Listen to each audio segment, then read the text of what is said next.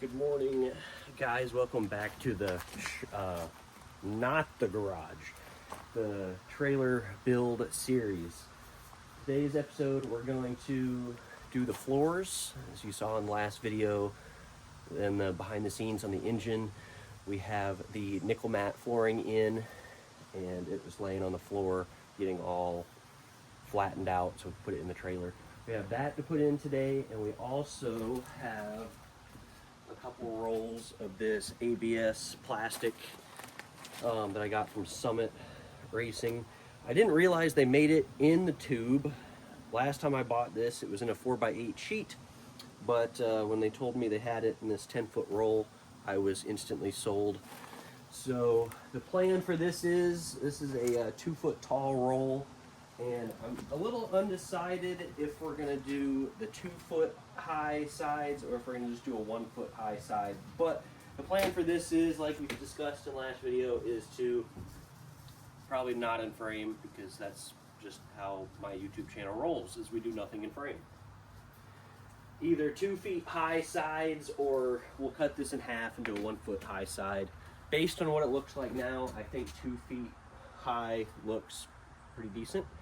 So what we'll do is we'll cut these in the strips for the walls and then screw them to the wall. But we went ahead and got the motorcycle mounting bolts out of the floor that we drilled in several episodes back, or maybe I didn't even film that. I don't remember. I'm not gonna lie to you about that. But went ahead and got those out. Leaf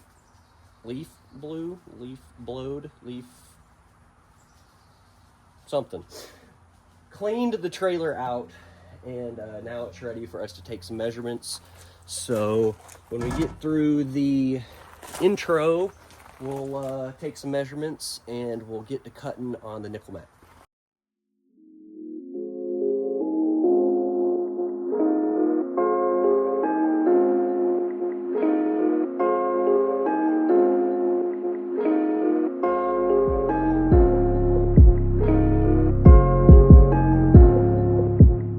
Alright guys, we are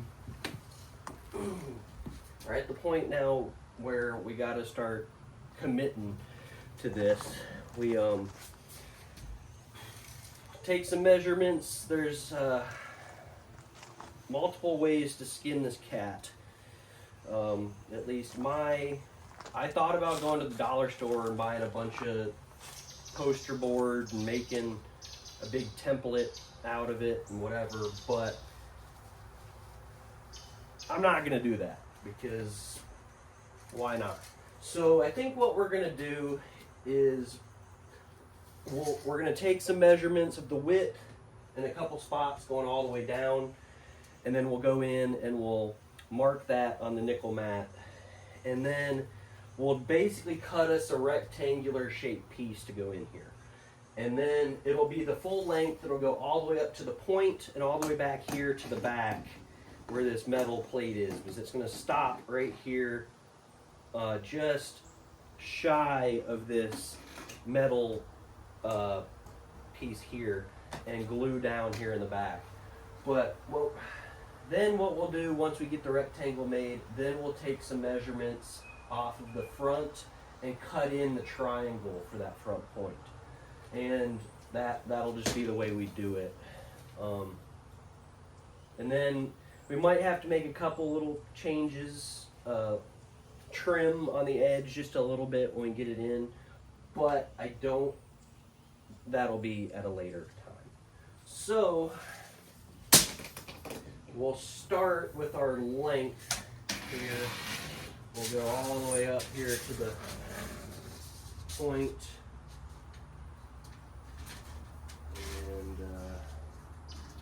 All the way down, and my lovely assistant over here is writing all this down for me, of a whopping 159 inches, or 13 feet 3 inches. 159. So that will be our length that we'll start our rectangle with. Next, we'll take 3 measurements, one here in the back, one here about the middle, and one up here in the front, just to see how square they made this trailer. I would assume, based on how quick they put these together, it's not very square, but so be it. We are at, if I can read upside down, that is 67 3/4.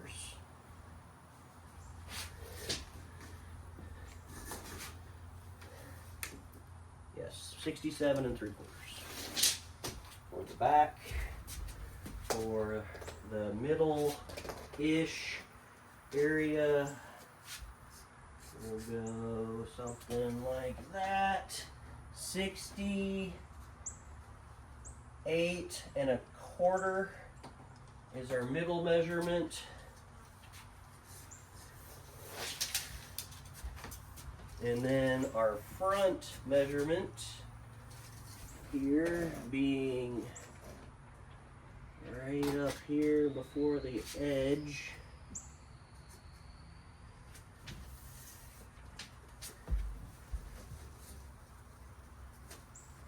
That is 68 3/8.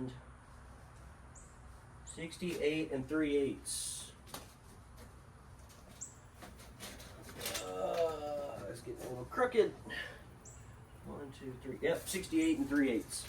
So as you can tell, it's not very straight, but it is what it is.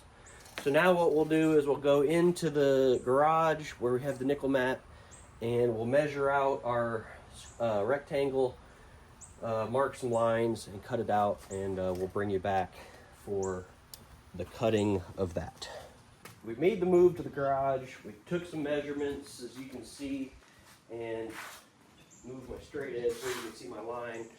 But here's the measurements that we came up with. 159 inches for the length, and then the back 76 3/4, 78 1/4, and 78 3/8 down it. So we did the same thing. We measured from the corner to here, middle to there, and there to there, and then we just used the straight edge to connect the lines. That's all we did. My massive aluminum straight edge, we're going to use that for cutting it as well. We have some, we're going to try this first. I don't know how well it's going to work. Worst case scenario, we go to a razor blade, but this is for cutting fabric and some other things. Rotary cutter blade is what it's called, I guess, according to this label. But we'll try that. We'll put the straight edge up to the lines, and then we'll cut it, and then we'll have to go do some more measurements to get the triangle put on there. But let's give this a shot.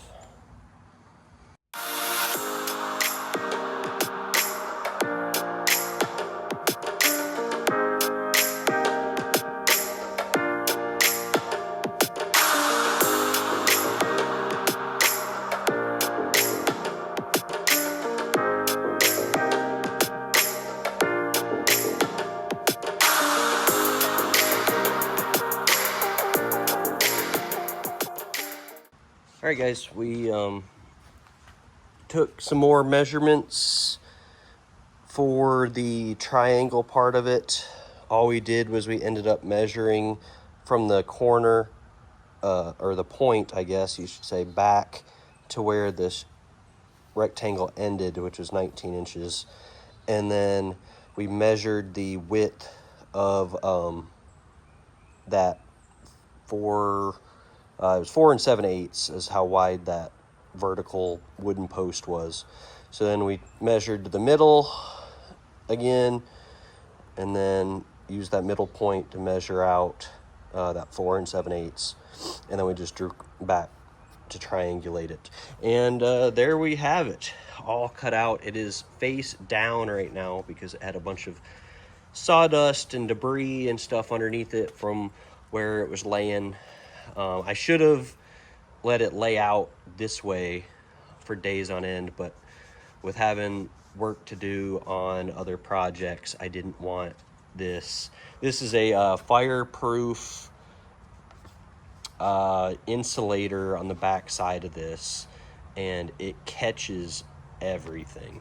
It sticks to just about everything. So that's why I didn't leave that side up.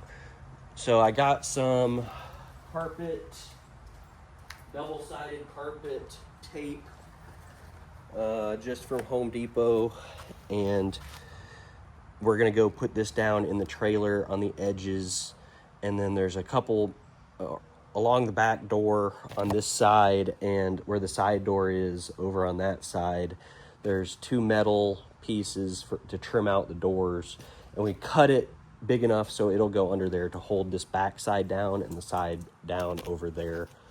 So we'll probably run a strip down the middle and a strip down the one side that doesn't have the door.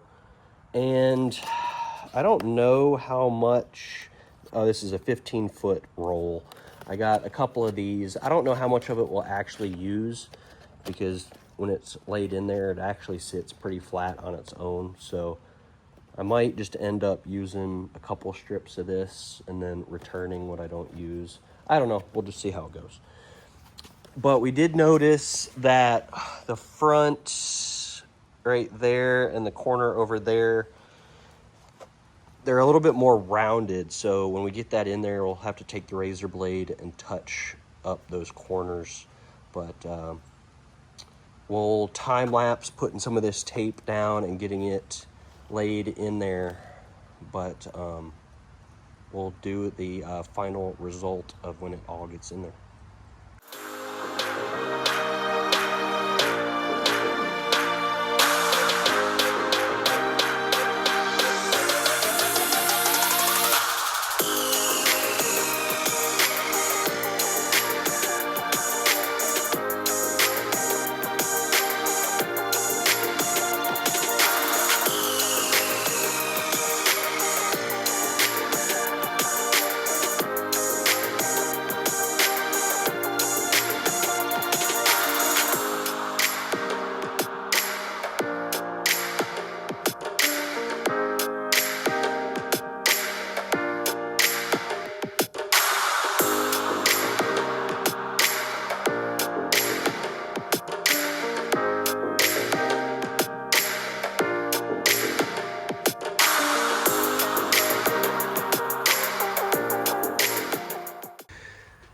All right, guys, we are out of material. We're one piece short.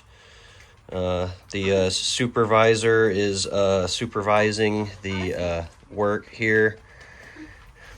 What you think, dude? Yeah, that's what I thought too. Not gonna lie, that was awful. It was not fun. Plastic did not cooperate. You'll see in the time lapse, we were using our feet to hold it up, laying on it, all kinds of stuff to get it to go in and lay flat and whatever, and it's still kind of wavy, but I think it'll look good. I think it'll work for what I need to do. So I have to run to Summit and get one more piece to do this last section, but for now I think we'll call that trailer project wrapped up. Until I need to order some stuff on Amazon to do the tie down mounts, which will just screw down through the nickel mat into the floor. It'll also hold the flooring down even more. But for now, we'll call that as a wrap for part 2 of the trailer build. Thanks for watching. Get out and work on some of your projects, and we'll see you next time.